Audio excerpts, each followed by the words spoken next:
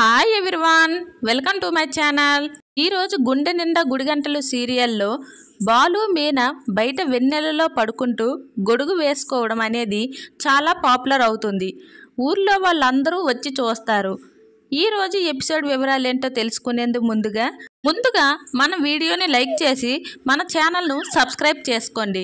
అప్పుడే మేము పెట్టిన వీడియో మీకు చేరుతుంది. ఇక వీడియోలోకి వెళ్ళిపోదాం. మీనాతో ముద్దు ముచ్చట్లకు బామ్మ అడ్డుపడుతుండటంతో బాలు కోపం పట్టలేకపోతాడు. బాలు కోపాన్ని కంట్రోల్ చేయడానికి అతడి కోసం మీనానే ఇంటి బయటకు వస్తుంది. మీనాను చూడగానే కవిత్వం మొదలు పెడతాడు బాలు.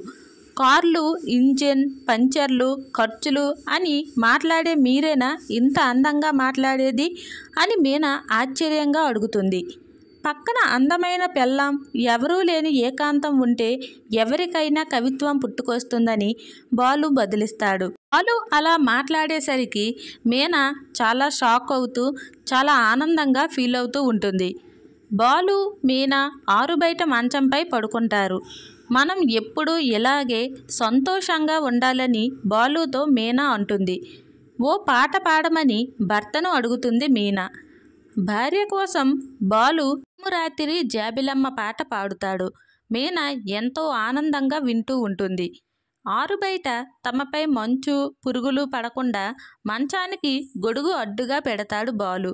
గొడుగు అడ్డుగా పెట్టగానే లోపల చీకటి అవుతుందని ఫోన్లో లైట్ వేసుకొని పడుకుంటారు. ఇక తెల్లవారుతుంది. మీనా గొడుగును అలాగే ఉంచటంతో వాళ్ళ గొడుగు ఐడియా ఊర్లో వాళ్ళందరూ చూస్తారు. చాలా పాపులర్ అవుతుంది. చాలామంది ఆడవాళ్ళు గొడవలు పెట్టుకొని బాలు, మీనా దగ్గరకు వస్తారు. నీ గొడుగు ఐడియా అదిరిందని బాలుతో అంటారు ఊర్లో వాళ్ళందరూ.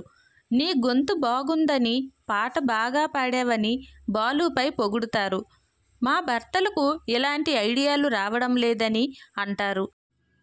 మీరు చేసిన పనికి మనలను చూసి ఎలా మాట్లాడుకుంటున్నారో, నవ్వుకుంటున్నారో చూడండి అని భర్తతో అంటుంది మీనా. అందరూ మనల్ని చూసి నేర్చుకోవడం ఆనందంగా ఉందని బాలు అంటాడు. చీ పొండి అని మీనా సిగ్గుపడుతూ అంటుంది. లోపలికి వెళ్ళిపోతుంది. ఇక బాలు, రాజేష్ మందు పార్టీ చేసుకోవాలని ప్లాన్ చేస్తారు.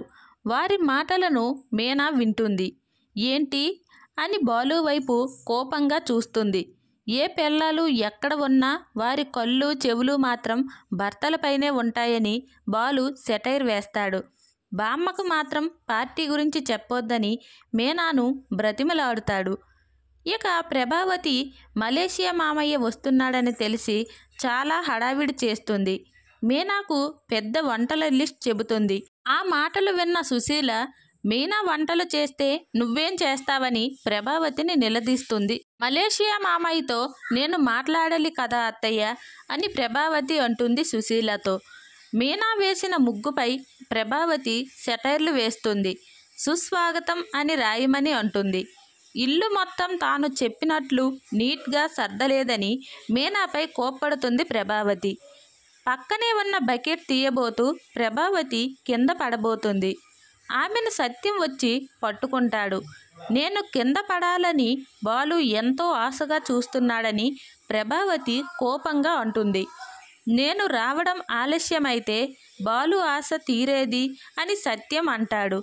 ఇక మరోవైపు పల్లెటూరులో వేడికి తట్టుకోలేక శృతి నానా తిప్పలు పడుతుంది. ఇక్కడ వేడిని తట్టుకోలేకపోతున్నానని ఇక్కడి నుంచి వెళ్ళిపోదామని శృతి రవితో అంటుంది. విసనకర్ర తీసుకొని శృతికి గాలి వచ్చేలా విసురుతూ ఉంటాడు రవి. అటువైపుగా వెళుతున్న సుశీలను చూసి రూములోకి రావడం కనిపించడంతో విసనకర్ర తీసుకొని శృతి చేతిలో పెడతాడు. శృతిని రవికి సేవలు చేస్తుందని సుశీల అనుకుంటుంది. పట్నం పిల్లవే అయినా మర్యాదలు బాగా తెలుసు అంటూ శృతిపై పొగడ్తలు కురిపిస్తుంది. తాను ఇల్లు మొత్తం తుడవమని ఆర్డర్ వేస్తుంది ప్రభావతి.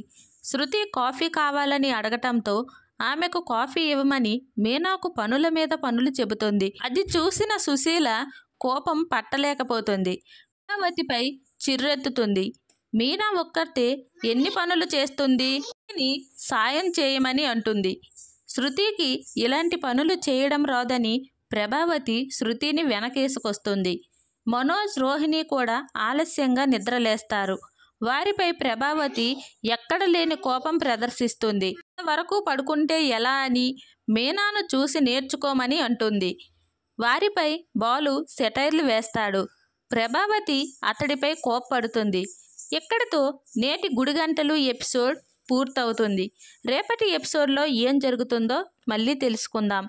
ఈ వీడియో కనుక మీకు నచ్చినట్లయితే లైక్ చేసి షేర్ చేయండి. మరిన్ని వీడియోస్ కోసం మన ఛానల్ని సబ్స్క్రైబ్ చేసుకొని మాకు కొంచెం సపోర్ట్ చేయండి. ధన్యవాదములు. Thanks for watching.